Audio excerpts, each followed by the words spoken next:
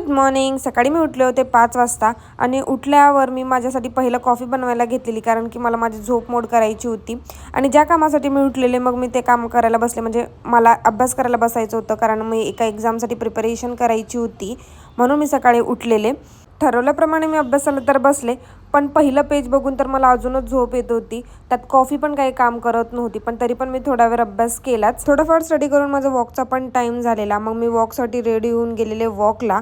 आणि हा बघा, मी सूर्य तुम्हाला दाखवते. हां, वॉकवरून आल्यावर मी माझ्यासाठी जिंजर, बीटरूट आणि आवळा असं मिक्स करून एक ज्यूस बनवलेला, कारण मला थोडे दिवस झाले हेअरफॉल खूप होतोय, तर मग मी हा ज्यूस ट्राय करायचा विचार केलाय. तर काही दिवस ट्राय करते, बघते का होतंय का काही. ॲज युजल मला झालाय उशीर, आणि उशीर झाला मला सुचतच नाही की मी कुठून स्टार्ट करू. आणि दरवेळेस मी ठरवते की मी संडेलाच हेअर वॉश करेल, पण नाही, संडेला माझ्या अंगात एवढा आळस भरलेला असतो की भयंकरच. पण आता ब्लेम करून काय फायदा नाही, ऑलरेडी उशीर झालेला आहे. तर मी निघते ऑफिसला.